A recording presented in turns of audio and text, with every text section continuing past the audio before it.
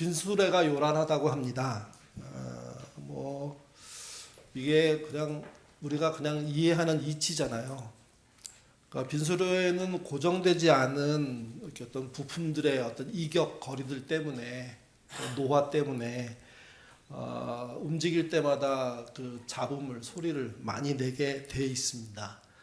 반면에 짐을 가득 실은 수레는 그렇지 않죠. 오히려 그 짐의 무게가 이격을 누르게 되고, 그래서 오히려 고정 효과를 만들어냅니다. 그리고 진동도 줄이죠. 그래서 빈 수레는 요란하지만 짐을 가득 실은 수레는 요란하지 않습니다. 물소리에 대한 이야기도 있습니다. 얕은 계곡의 물은 요란합니다. 흘러내려가는 그 속도에 따라서 더 크기가 커지죠. 계곡의 물은 조용히 흐르는 법이 없습니다. 기본적으로 깊이가 얕고 충돌이 많기 때문입니다. 반대로 물이 많아지고 모이기 시작하면 소리는 사라집니다.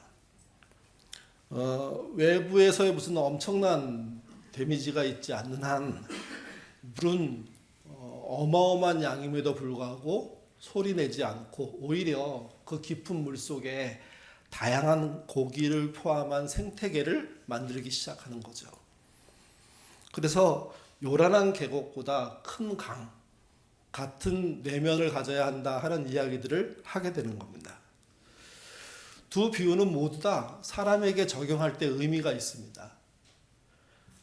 요란한 수레가 되지 않는 인생, 짐을 실었지만 단단하게 견딜 수 있는 그런 삶, 이것이 우리에게 필요하다는 의미이기도 합니다. 삶의 의미와 지혜를 채우는 사람들은 요란하지 않습니다. 근데 오히려 그런 것 없이 즉흥적으로 자기 욕심에 따라 사는 사람들은 요란하기 마련이죠. 사람 곁에 마치 물고기가 큰 강에 모이는 것처럼 자연스럽게 사람이 모여드는 사람들이 있습니다. 그에 비해서 요란한 인생을 사는 분들은 억지로 모으려고 하죠. 둘 다 내면의 차이라는 겁니다. 어떤 내면을 가져야 할지, 어떤 내면을 통해서 신앙을 키워야 할지 이렇게 고민하게 하는 이야기들입니다. 성경 요한 1서는 로마의 잔혹한 박해가 있을 때, 그리고 영지주의라는 이단이 가문이수를 펼치고 있을 때 쓰여진 편지입니다. 박해를 피하고 이단을 이기려면 교회가 어떻게 해야 될까요? 사도 요한은 당시에 영향력 있는, 그러나 갇혀 있는 그런 사도였습니다. 그 사도가 90세가 넘어서 편지를 보내는데 박해받은 사람들, 이단에 흔들리고 있는 사람들에게 뭘 얘기하냐면 사귐을 가지라고 얘기합니다. 이 주제는 상당히 엉뚱한 주제였습니다. 당시 신자들에게 필요했던 건 이런 거 아닐까 저는 생각합니다. 어떻게 하면 로마의 칼날에서 살아남을 것인가? 어떻게 하면 이단 논리를 꺾을 것인가? 어떻게 하면 먹고 살기 힘든 세상에서 잘 먹고 살 수 있을까? 그런 메시지가 전달됐다면 아마 그 메시지를 들은 많은 성도들은 힘을 얻었을지도 모릅니다. 근데 그런 이야기에 대해서는 단 한마디도 쓰여져 있지 않습니다. 당연히 먹고 살기 힘들고 이단 사설과 로마의 박해가 정말 힘들게 강력하게 펼쳐지고 있는 세상에 왜 사도는 사귐이라고 얘기했을까요? 그리고 이 신자가 해야 될 사귐을 본질이라고 말합니다. 이 본질을 놓치는 한 다른 것은 극복될 수 없다. 그게 아마 요한 1서가 하고 싶어 하는 말 같습니다.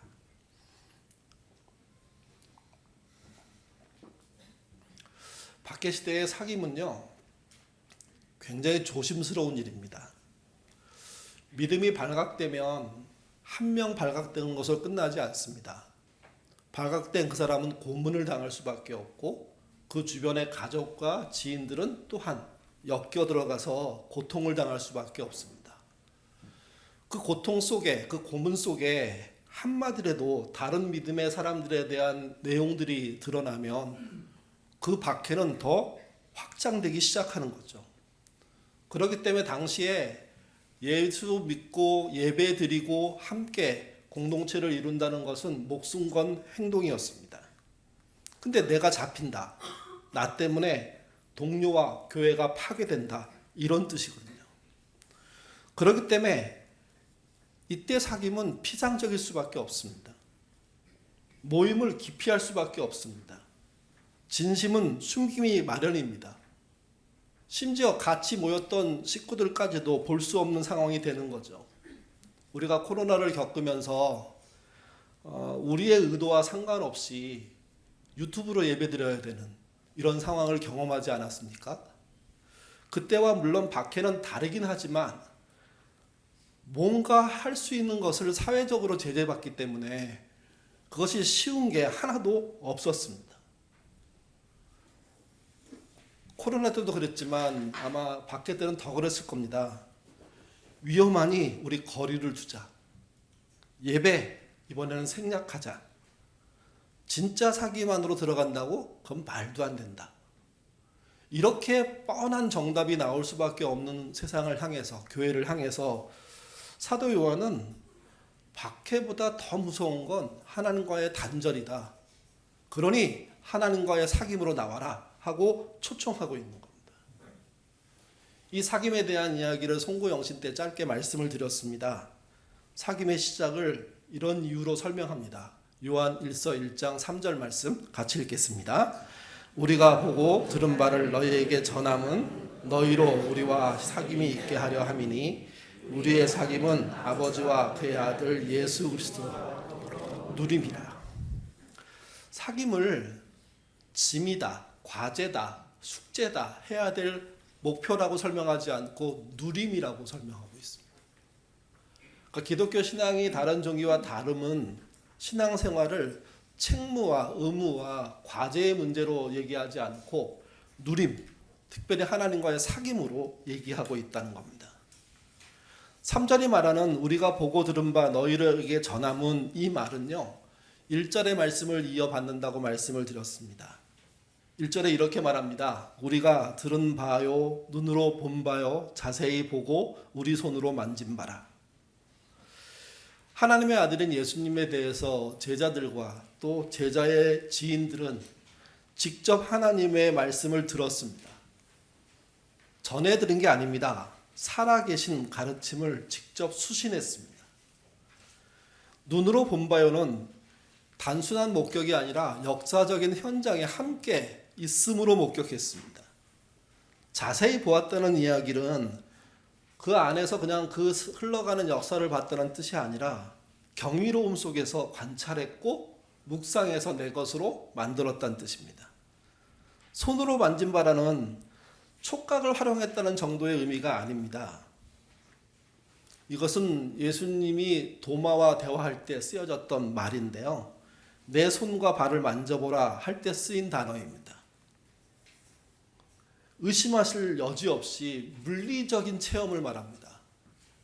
손으로 만지고 발로 딛고 몸으로 품고 이런 내용이 포함된 실제 몸으로 즉각적으로 밀착해서 느끼게 되는 결과를 말하는 겁니다.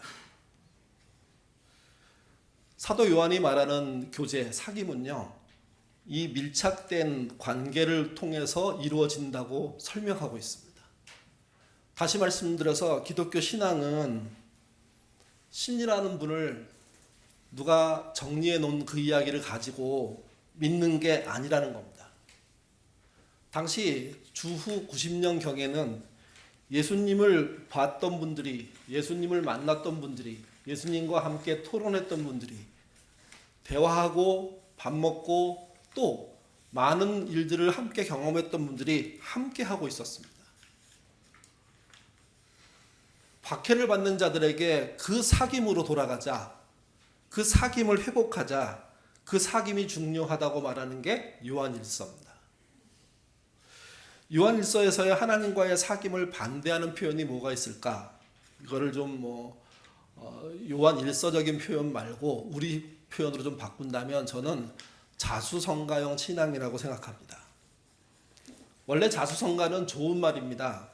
물려받은 재산이 없음에도 불구하고 스스로 집안을 일으킨 사람이니까 뭐 아주 크게 보면 입지적인 인물이라고 말할 수도 있는 사람이니까. 그러니까 사회적으로 존경받아 마땅합니다. 물론 자수성가한 분들이 아무 문제가 없다는 말씀을 드리고 싶은 게 아닙니다. 잘못한 부분도 있겠죠. 그러나 그 노력만은 인정해 줘야 되고 그 애쓴 흔적만은 우리가 알아줄 필요가 있습니다. 근데 문제는 신앙생활도 자수성가형으로 하게 되면 이건 자그마한 문제가 아닙니다. 가장 위험한 신앙인이 되는 길입니다. 신앙은 자수성가가 없습니다. 자수성가를 말하는 순간 매우 오만해집니다. 신앙의 자수성가란 하나님 없이 스스로 의로워지는 걸 말하는 겁니다. 하나님과의 인격적인 사귐을 배제한 자기 증명과 자기 과시를 말하는 겁니다. 그렇기 때문에 자수성가형 신앙인이 되시면 안 됩니다. 하나님을 의존하는, 하나님의 열심을 깨닫고 그 열심에 끌려가거나 따라가기 위해서 애쓰는, 그래서 스스로 자기의 삶을 정립하고 완성하는 존재가 아니라 그분의 은혜를 쫓아 그분과 사귐으로 나의 새로운 정체성을 만들어가는 신앙, 그게 성경이 말하는 거거든요. 그렇기 때문에 인간적인 자수성가를 넘어선 신자의 자수성가를 얘기하게 된다면 그거는 큰 문제가 됩니다. 문제는 한국교회 비극이기도 한데요, 자수성가형 신자들이 급증하고 있다는 겁니다. 하나님이 내 삶을 변화시켜주는 주권자가 아니라 내 목적을 이루어주는 동원된 수단입니다. 이들의 신앙은 청탁형이라고 말할 수 있습니다. 자신의 소원을 얻을 수 있는 방법이 있다면 어떤 교회든 갈 수 있는 거죠. 어떤 사람의 기도도 받을 수 있는 겁니다. 이분들이 조금만 더 욕심을 부리면 어떤 일이 벌어진 줄 아십니까? 교회에서 절로 넘어갑니다. 절에서 이단 사설로 넘어갑니다. 최근에 정치권에서 벌어지고 있는 청탁의 내용들 속에 장로님, 권사님 이야기들, 목사들 이야기들이 줄줄이 나오고 있습니다. 저 사람이면 절대로 교회를 안 넘어갈 것 같은데 교회를 넘어서 절에가 있고 절을 넘어서 통일교회가 있고 신천지와 함께하는 모습들이 쉽게 볼 수 있습니다. 그들의 신앙은 자수성가형이고 그들의 신앙은 자신의 성공을 위해서라면 하나님 플러스 알파가 필요한 사람들입니다. 신 다 동원하고 안 되면 사람까지 동원하겠다고 하는 식의 사고를 갖는 거죠. 그들에게는 하나님과의 사귐이 없는 겁니다.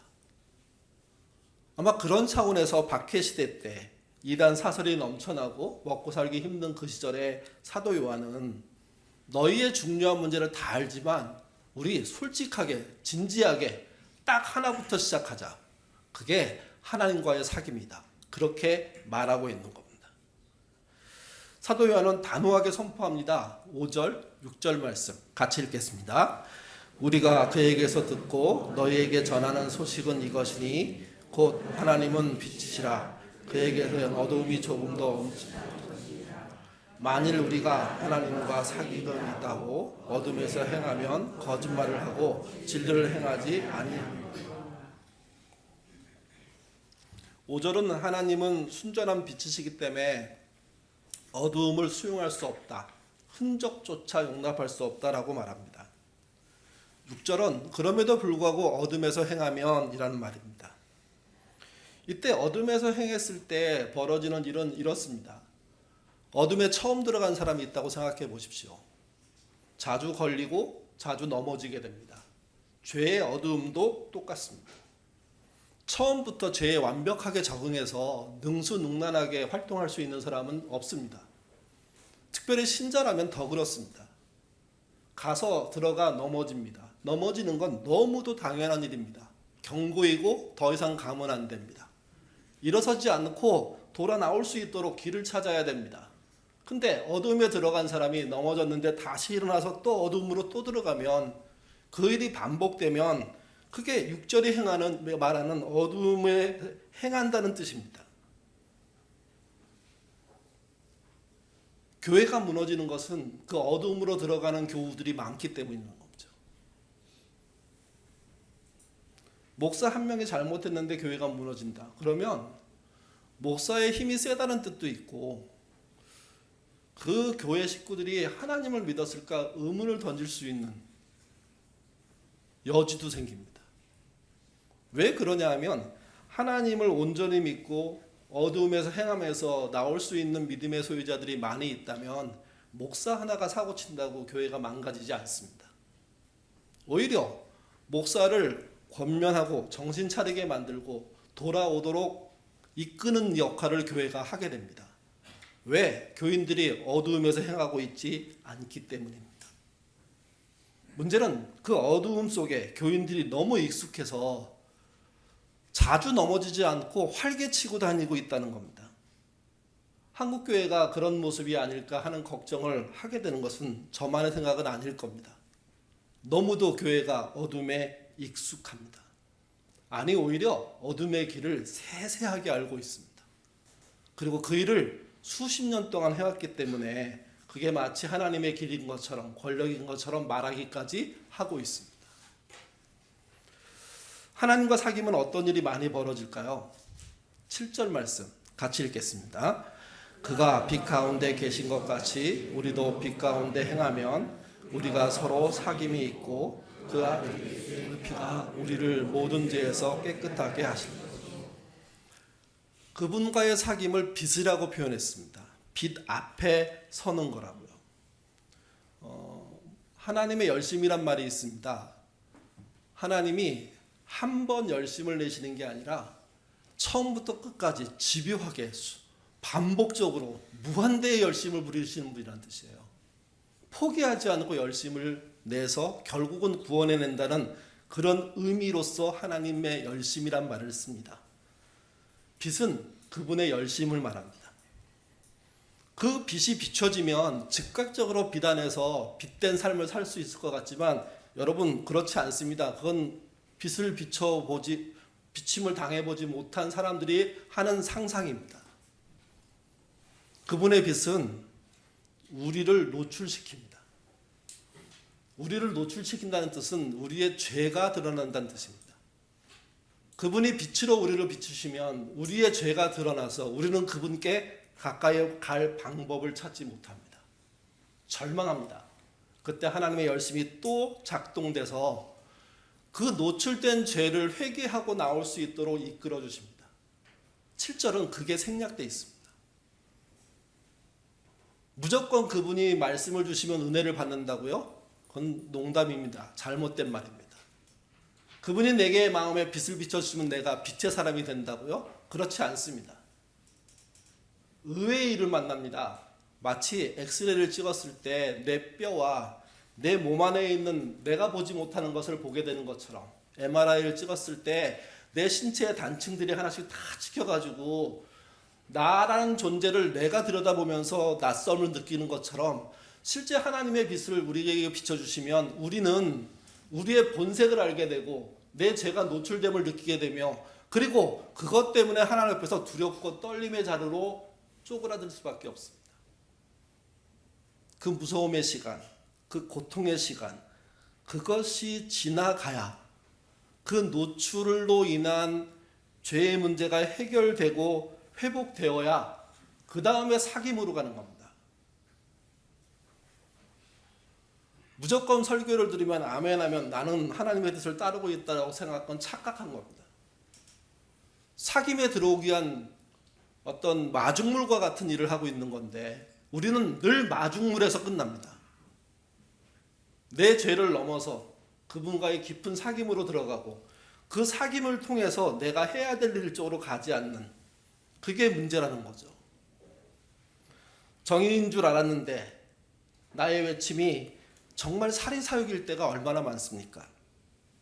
사랑이고 믿었는데 사실은 교묘한 복수와 차별인 경우들이 얼마나 많습니까? 선을 말하고 의로움을 말하면서도 누군가를 발로 짓밟는 행동이 얼마나 우리가 쉽습니까? 그렇기 때문에 우리가 아무 거슬리는 거 없이 한 번에 하나님께 훅 들어갈 수 있다고 생각하는 것, 그 성령이 우리를 훅 찾아올 수 있다고 생각하는 것 자체가 이미 하나님에 대한 경험이 없는 겁니다.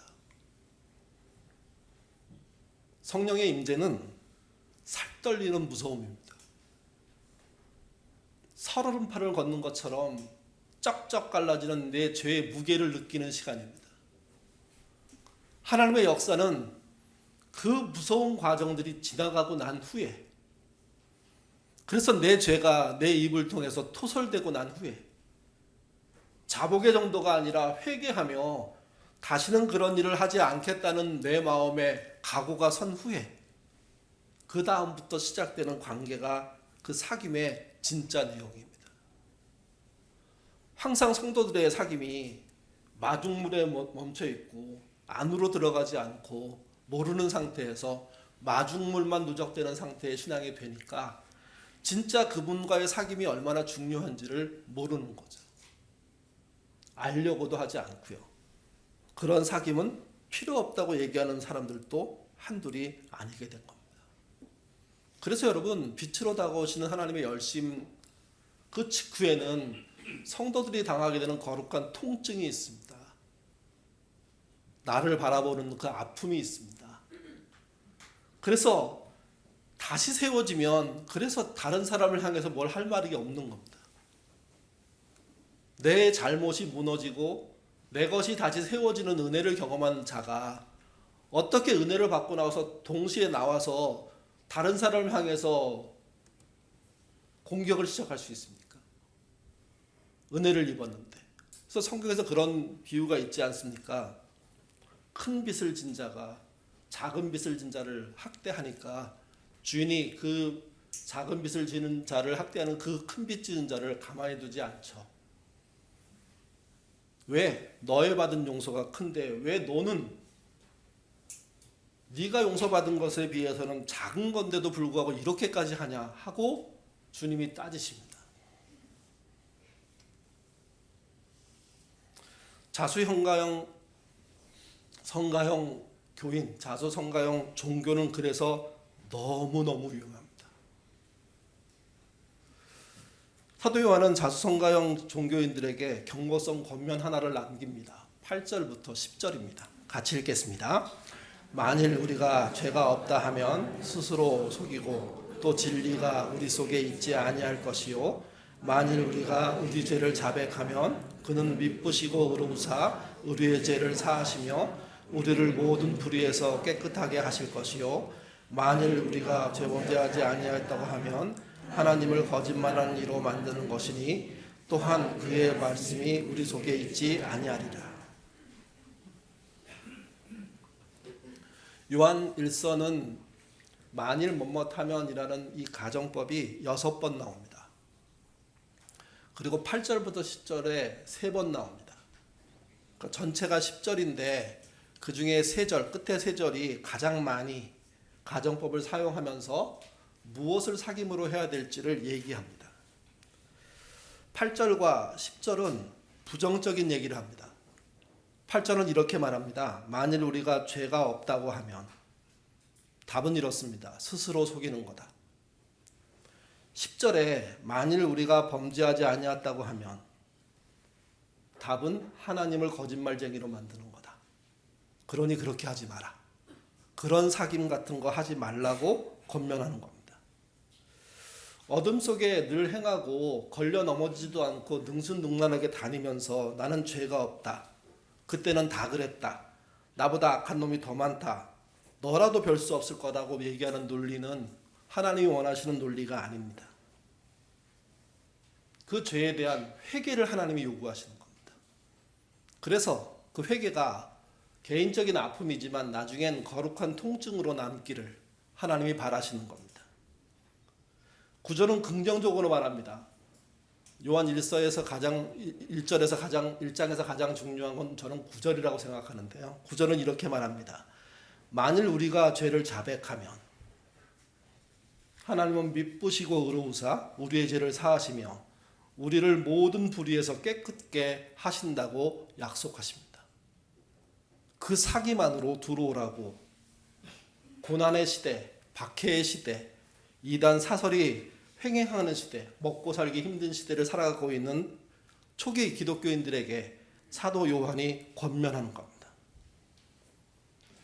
하나님의 죄악 노출은 망신 주기가 아닙니다. 회복을 위한 겁니다. 제대로 회복하려면 아픈 부위가 분명히 밝혀져야 되고 거기에 대한 원인 치료가 이루어져야 됩니다.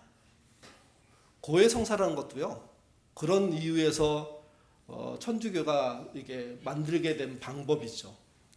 무슨 말이냐면 보이지 않는 하나님께 자기의 죄를 노출하는 것이 쉽지 않은 많은 사람들에게 사제 앞에 나가서 너의 죄를 노출시켜라 라고 기회를 주는 겁니다. 오늘날 교회도 목사가, 장로가, 권사, 집사가, 또 아둘람이 이런 역할을 해야 합니다.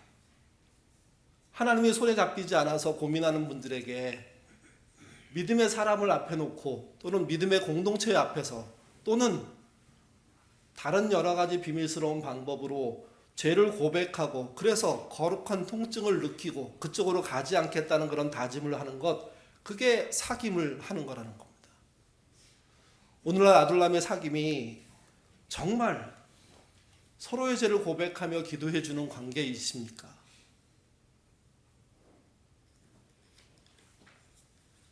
이 관계를 놓치면 1년에 360일 모여도 아무 희망이 없습니다. 세상에 하는 그냥 정신과 치료 모임하고 다를 바가 없습니다. 그룹 치료라고 하죠. 그거랑 다를 바가 하나도 없습니다.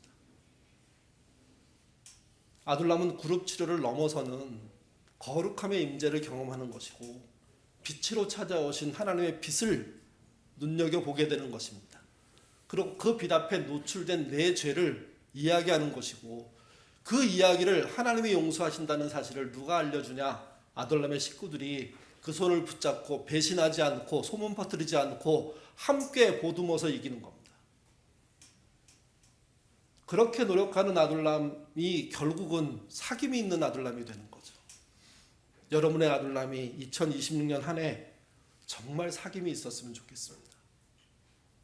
죄를 넘어서는 아둘람 되셨으면 좋겠습니다. 인간관계, 밥 먹고 노는 문제에 아둘람에서 멈추지 마시기를 부탁드립니다. 메시지는 이 이야기를 다시 한번 정리해 준다고 저는 생각해서 한 번 더 읽어보도록 하겠습니다. 메시지 번역입니다. 우리가 죄 없다고 주장하면 우리는 스스로 속이는 것입니다. 그 같은 주장은 터무니없이 잘못된 생각입니다. 그러나 우리가 우리의 죄를 인정하고 남김없이 고백하면 그분은 진실하신 분이시니 우리를 저버리지 않을 것입니다. 그분께서 우리의 죄를 용서해 주시고 우리는 모든 잘못을 깨끗해 해줄 것입니다. 우리가 죄 지은 적이 한 번도 없다고 주장하면 우리는 하나님을 철저하게 부인하고 그분을 거짓말쟁이로 만드는 것입니다. 그 같은 주장은 우리가 하나님을 알지 못한다는 것을 드러낼 뿐입니다. 통계적으로 자수성가형 신자가 몇 명인지 찾아낼 방법은 없습니다. 다만 기독교 관련된 통계를 발표를 해마다 여러 군데서 많이 하지 않습니까? 그런 통계를 잘 들여다보시면 자수성가형 기독교인들이 생각보다 많구나 하는 것을 알 수가 있습니다. 보통 질문에 왜 교회를 나가십니까? 왜 믿음을 갖고 계십니까? 라고 얘기했을 때 굉장히 많은 답 중에 하나가 마음의 평안입니다. 두 번째가 현세의 복입니다. 건강과 성공이죠. 한 단체가 몇 년 동안 했던 통계를 보니까 적을 때는 40%, 많을 때는 60%가 이 두 가지에 해당됩니다. 근데 여러분, 이 두 가지가 전부라면 그분은 자수성가형 신자가 맞습니다. 왜 그러냐면 부가적으로 따라올 어떤 신앙의 목표가 주가 돼 있기 때문에 그렇습니다. 진짜 중요한 주가 되시는 하나님에 대한 언급이 없는 거죠. 하나님까지도 동원해서 내 마음의 평안과 현세의 복과 건강과 성공을 이기겠다는 이 사고 자체가 자수성가형의 대표입니다. 교회 부흥에 이 코드가 작동하지 않는 건 없습니다. 교회가 크지 못하는 이유 중에 하나는 이 코드를 목사가 잘 활용할지 모르기 때문입니다. 아멘이 척척 나오도록 운율을 맞춰서 교인들을 설교 시간 내내 정신없이 휘두르면 이것에 의한 자수성가형을 원하는 수많은 기독교인이 아닌 종교인들이 찾아오고 몰려들 수밖에 없습니다. 우리의 신앙이 진짜 자수성가형 아닐까? 여러분 한번 진지하게 2026년 새해를 시작하면서 살펴보시기를 바랍니다. 스스로 체크할 수 있는 방법이 뭘까 생각하다가 몇 가지 질문을 만들어 봤습니다. 첫 번째는 이런 겁니다. 최근 나의 죄와 연약함 때문에 자존심이 무너져 본 적이 있는가? 최근이라고 하지 말고 지난 1년 동안 이렇게 한번 해보시죠. 자수성가형 신앙인들은요, 도덕적인 결함 같은 거 별로 생각하지 않습니다. 실수 같은 거 그냥 무덤덤하게 뻔뻔하게 그냥 지나갑니다. 왜? 내 실수는 죄가 아닙니다. 내가 성공하기 위해서 하는 모든 노력입니다. 근데 하나님과 사귐으로 들어가려고 하는 신자들, 그것 때문에 늘 애쓰는 신자들은요, 도덕적인 결함은 조그만 문제가 아닙니다. 자존감이 완전히 파괴되는 사건입니다. 최근 나의 죄와 연약함 때문에 자존심이 무너진 적이 있는가? 있을 수밖에 없다는 겁니다. 창피해서 미칠 지경의 일들이 벌어졌다는 것을 알고 도저히 어떻게 해야 될지 몰라서 떼굴떼굴 구를 수밖에 없는 상황들이 벌어지는 게 신자의 삶입니다. 물론 모두가 악하단 말씀을 드리는 게 아닙니다. 우리의 자존심은 우리의 죄 때문에 하나님 앞에서 수없이 무너지게 돼 있습니다.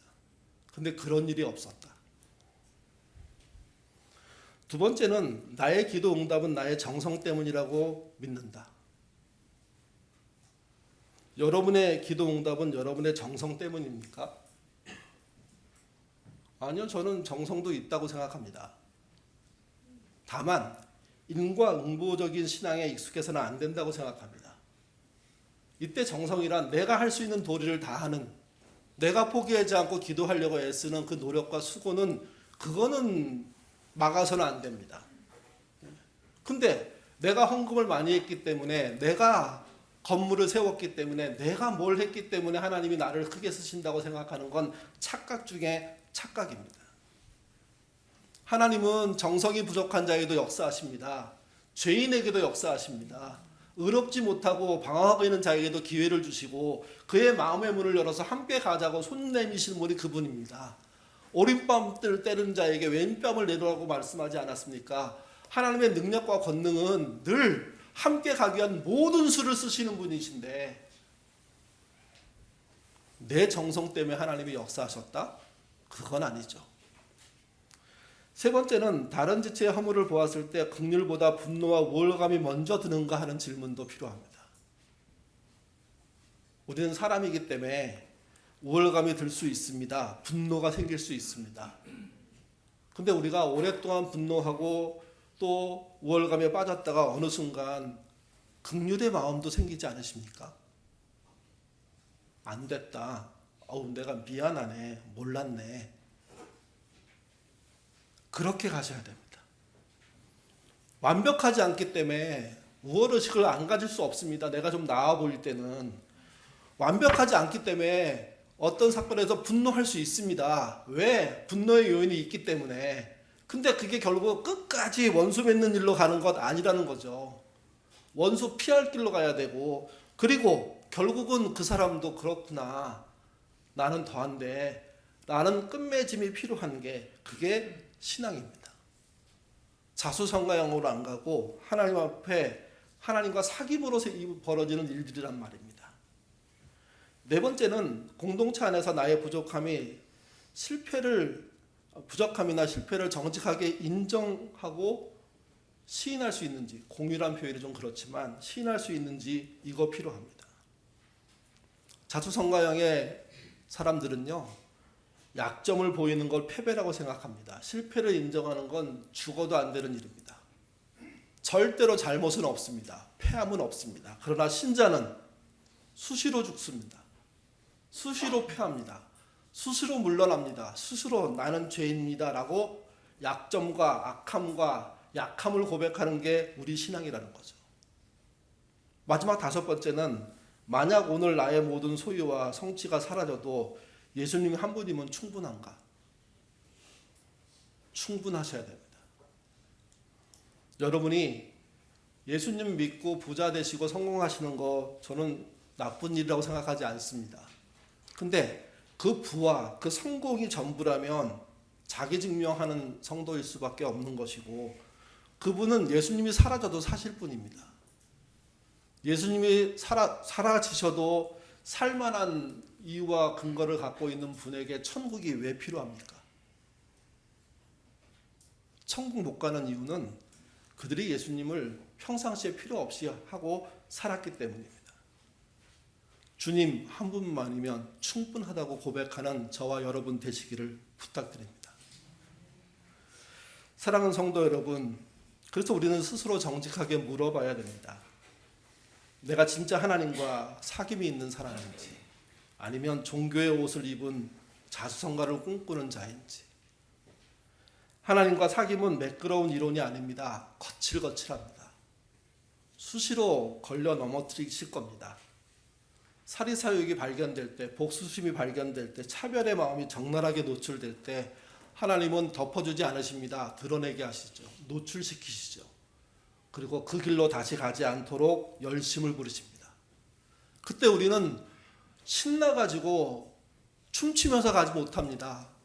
거룩한 대열에 들어서서 너무 감사한데, 그로 인해서 내가 느끼게 될 통증은 또한 존재하기 때문입니다.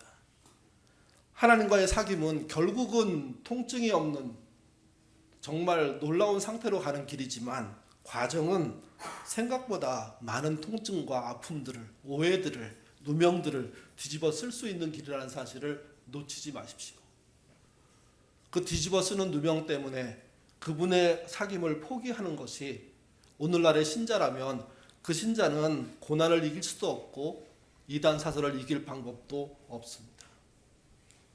2026년 저희가 시작하면서 무엇보다도 여러분, 우리 교회가 하나님 앞에서 많이 울었으면 좋겠습니다.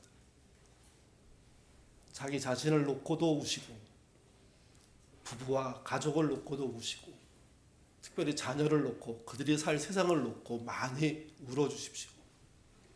억지로 울으란 뜻이 아닙니다. 그들이 처한 이 고난의 시대, 이 물질 만능과 정말 돈이면 다 되는 이 세상 속에 아이들이 살아가야 되는데, 거기다가 AI라는 초현실적인 세상까지 만나서 함께 살아가야 되는데, 그들이 얼마나 힘들겠습니까? 또 그들이 얼마나 많은 빈술의 모습을 보고 속아서 유혹받아서 엉뚱한 길을 다닐까요? 그 길을 다 이기고 안정되려고 한다면 시간이 만만치 않게 필요할 겁니다. 부모인 우리보다 훨씬 더 힘들 겁니다. 그렇기 때문에 울어줄 수 있는 교회, 울어줄 수 있는 부모, 울어주는 아들남이 되셨으면 좋겠습니다. 하나님은 열심히 하실 겁니다. 그러나 우리에게는 통증이 있을 겁니다. 그 거룩한 통증을 무서워하지 않는, 그래서 사귐에 더 깊이 들어가시는 저와 여러분 예인교회 되시기를 주님의 이름으로 부탁드립니다. 기도하겠습니다. 사랑하는 아버지, 오늘 우리는 빈수레처럼 요란했던 우리의 위선과 스스로를 의로워하려 했던 잘못된 믿음에 대해서 반성하고 회개하는 마음으로 말씀을 나누었습니다. 빛 대신 주님 앞에 자랑할 게 없는 우리들은 결국 정직하게 모든 것을 내려놓아야 할 것입니다. 그 내려놓을 수밖에 없는 나의 한 줌 실력을 쫓아가지 않게 도와주시고, 그게 전부인 것으로 착각하지 않게 이끌어 주시고, 주님이 비치신 그 빛 앞에 내려놓는 용기 있는 자들 되도록 인도하여 주옵소서. 하나님, 박해와 이단의 일렁이었던 시대에 성도들을 버티게 하는 것은 견고한 사귐이었습니다. 하나님과 아들 예수와 성령 하나님의 삼위일체의 사귐이 교회의 사귐으로 이어지고, 교회의 성도들이 정말 어려운 시절에 십시일반의 정신으로 하나하며 함께 견뎠던 그 흔적이 그들의 사귐의 내용이었습니다. 또 그들의 사귐은 진정으로 그리스도의 빛에 의해서 자기를 비춰보는 삶이었습니다. 세상에서는 죄라고 말할 수도 없는 자그마한 죄를 놓고 회개할 줄 아는 신앙의 실력, 그것을 그들이 갖추었을 것이라고 생각하게 됩니다. 우리는 못 갖췄기 때문에 그 부족함을 느껴서 그리스도와 함께 사귀라는 이 말씀을 우리의 삶 속에 들여놓기 위한 노력을 시작하는 도전의 시간 될 수 있도록 인도하여 주옵소서. 우리의 잘못이 엑스레이에 찍히는 것처럼, MRI에 찍히는 것처럼 그렇게 보일 때 우리는 통증을 느낄 수밖에 없을 것입니다. 그러나 그것이 거룩하게 되는 길임을 알게 하시고 그 사귐을 두렵지만 해내는 예인의 가족 되도록 인도하여 주옵소서. 나의 성취를 자랑하거나 자수성가형의 종교인이 아니라 나의 약함을 겸손하게 내놓고 오직 예수의 피에 씻김받는 은혜를 간구하며 사는 신자 될 수 있도록 인도하여 주옵소서. 망가진 세상에 시간을 뚫고 침투하신 하나님의 능력과 권능을 믿습니다.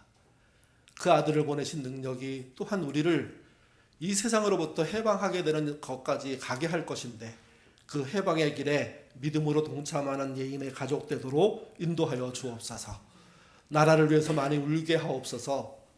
가족을 위해서 많이 울게 하옵소서. 내가 일하는 일터를 놓고도 많이 울게 하옵소서.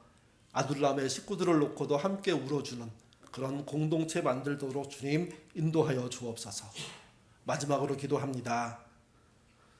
우리는 하나님의 비단에 행하는 것이 무조건 즐거운 일이라고 얘기하지만 성경은 거룩한 통증이 있다고 말합니다.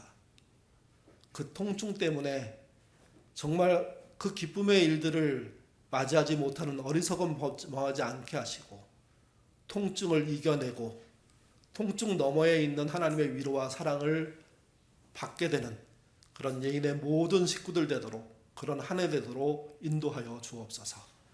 특별히 아픈 사람들에게 은혜를 내려주시고 하루하루 일하지 않으면 먹고 살 수 없는 사람들에게 자비를 베풀어 주옵소서. 오랫동안 직장 생활을 하는 분들에게 견딜 수 있는 힘과 또 함께 그 삶의 현장을 지지하고 함께 이겨나갈 수 있는 동료들을 허락해 주시옵소서.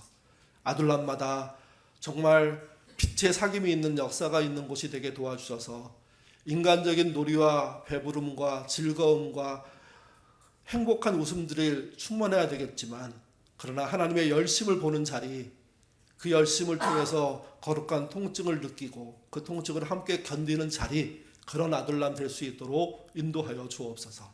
마지막으로 예인에 있는 젊은 아이들, 어린 아이들, 연약한 유아들 모두를 지켜주시옵소서. 우리의 젊은 세대가 우리의 미래 세대가 아니라 지금 우리와 함께하는 세대입니다.